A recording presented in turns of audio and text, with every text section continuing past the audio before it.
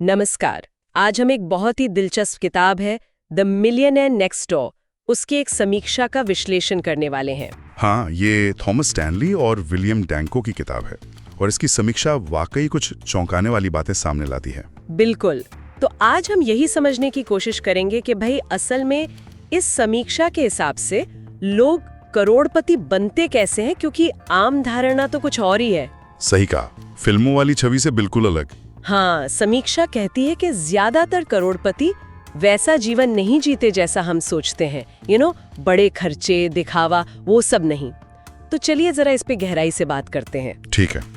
तो समीक्षा का जो सबसे बड़ा पॉइंट है वो ये कि करोड़पति बनने का राज फिजूल खर्ची से बचने में है। मतलब वो अपनी कमाई से कम में गुजारा करते हैं। हाँ, और सोच समझकर निवेश करते हैं। ये नहीं कि आज कमाया और उड़ा दिया, धीरे धीरे समय के साथ संपत्ति बनाते हैं। और समीक्षा में वो दो तरह के लोगों की बात की गई है, UAWS और PAWS।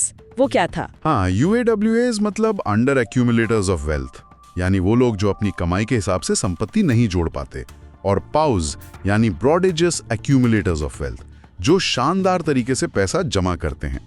अच्छा, तो ये जो कम खर्च वाली बात है, मितव्ययता जी, ये कितनी जरूरी है? अरे ये तो बुनियादी चीज है।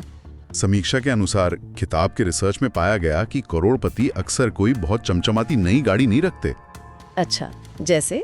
हो सकता है उनके पास सालों पुरानी टोयोटा हो या फोर्ड। आम से मोहल्ले में रहते हैं, हिसाब किताब रखते हैं अपने खर्चों का।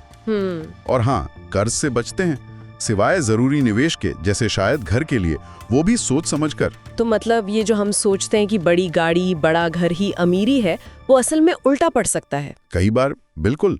समीक्षा यही तो कह रही है, यहीं पर आय और संपत्ति का फर्क समझना जरूरी है। हाँ, ये पॉइंट बहुत अहम है। आप कितना कमाते हैं, यानी आपकी आय, और आप उसमें से कितना बचाकर उसे बढ़ाते हैं, यानी आपकी संपत्ति या नेटवर्थ। हाँ, समीक्षा में एक लाइन भी है कि आपकी कमाई आपकी सफलता का असली पैमाना नहीं है, आपकी नेटवर्थ है। बिल्कुल। बहुत से लोग हैं जिनकी सैलरी तो लाखों में होती है, पर महीने के आखिर में बचता कुछ नहीं, खर्चा इतना होता है, तो उनकी नेटवर्थ नहीं बढ़ती। और एक और दिलचस्प बात थी कि ज्यादातर करोड़पति खुद अपनी मेहनत से बनते हैं, विरासत वाली बात कम है। जी हाँ, रिपोर्ट के मुताबिक करीब 80% करोड़पति पहली पीढ़ी के अमीर हैं, मतलब उन्होंने खुद कमाया है। वाह! ये पैसा अनुशासन से और लंबे समय की प्लानिंग से आया है, कोई लॉटरी या अचानक मिली विरासत नहीं। और ये चीज इससे भी जुड़ती है कि वो अक्सर ऐसे काम करते हैं जो शायद ग्लैमरस ना लगें, जैसे अकाउंटिंग हो गया, प्लम्बिंग का काम, या कोई छोटा अपना बिजनेस। अच्छा, और उनके पार्टनर मतलब जीवन साथी? हाँ, उनका भी बड़ा रोल होता है। वो भी अक्सर उतने ही मितव्ययी और समझदार होते हैं पैसों के मामले में। वो अनुशासन बनाए रखने में मदद करते हैं। समीक्षा में एक और कॉन्सेप्ट था, इकोनॉमिक आउटपेशेंट केयर। ये क्या है? सुनने में थोड़ा अजीब है। हाँ, ये थोड़ा अलग सा है। इसका मतलब है जब अमीर माँ बाप अपने बड़े हो चुके बच्चों की, मतलब वयस्क बच्चों की जरूरत से ज्यादा आर्थिक मदद करते रहते हैं। अच्छा, तो उससे क्या होता है? समीक्षा के अनुसार इससे बच्चे अक्सर आत्मनिर्भर नहीं बन पाते। वो आर्थिक रूप से अपने पैरों पे खड़े होने में कमजोर रह जाते हैं। उन्हें हमेशा सहारे की आदत पड़ जाती है। समझ गई। अच्छा, ये सब बातें हवा में तो नहीं है? मतलब इस किताब का आधार क्या है? नहीं, किताब का आधार है अमेरिका में हजारों परिवारों पर किया गया सर्वे और रिसर्च। वो परिवार जिनकी नेटवर्थ $10 लाख से ज्यादा थी। ओह, काफी बड़ा सैंपल साइज है। हाँ, और समीक्षा कहती है कि किताब की ताकत यही है, ये आंकड़ों पर आधारित है। ये हमारी बनी बनाई सूझ को तोड़ती है, और सलाह भी काफी प्रैक्टिकल है, भाषा भी सरल है। लेकिन समीक्षा कुछ कमियों की तरफ भी इशारा करती है ना? हाँ, बिल्कुल करती है। ऐसा नहीं कि सब परफेक्ट है। समीक्षा कहती है कि किताब में कुछ बातें दोहराई गई हैं। और दूसरी बड़ी बात यह कि किताब छपी थी 1996 में। तब से अब तक आर्थिक दुनिया काफी बदल गई है। हाँ, वो तो है। जैसे आज टेक वेल्थ है ना, टेक्नोलॉजी से बनने वाली दौलत, फायर मूवमेंट है, जल्दी रिटायर होने वाला कॉन्सेप्ट, क्रिप्टो करेंसी आ गई है। इन सब का जिक्र जाहिर है उस किताब में नहीं है। सही बात है।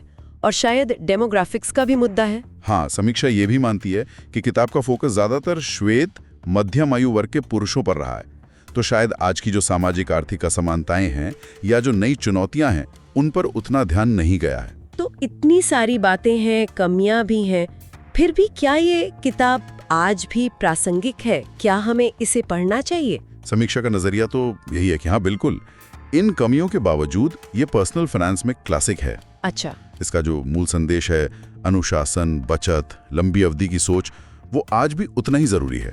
समीक्षा में किताब की एक लाइन भी कोट की गई है। कौन सी? ये जरूरी नहीं कि आप कितना कमाते हैं, बल्कि ये कि आप कितना बचाते हैं। वो पैसा आपके लिए कितनी मेहनत करता है और आप उसे कितनी पीढ़ियों तक संभाल कर रख पाते हैं। वाह, ये तो बहुत गहरी बात है। हाँ, तो समीक्षा ऐसे उद्यमियों के लिए, जो युवा अपना करियर शुरू कर रहे हैं उनके लिए, और उन लोगों के लिए पढ़ने की सलाह देती है जो महसूस करते हैं कि वो बस कमाते हैं और खर्च करते जाते हैं, लाइफस्टाइल के चक्कर में फंसे हुए हैं। तो अगर हम सार निकालें तो इस किताब की समीक्षा से सबसे बड़ी सीख यही मिलती है कि असली दौलत बनाने के लिए अनुशासन और सादगी शायद ज्यादा कमाने या दिखावा करने से ज्यादा जरूरी है। बिल्कुल। आप अपनी कमाई का कितना हिस्सा अपने पास रखते हैं और उसे कैसे बढ़ाते हैं, खेल सारा वही है।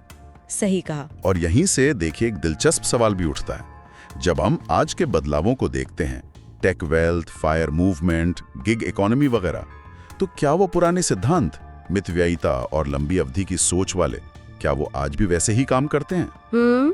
ये सोचने वाली बात है।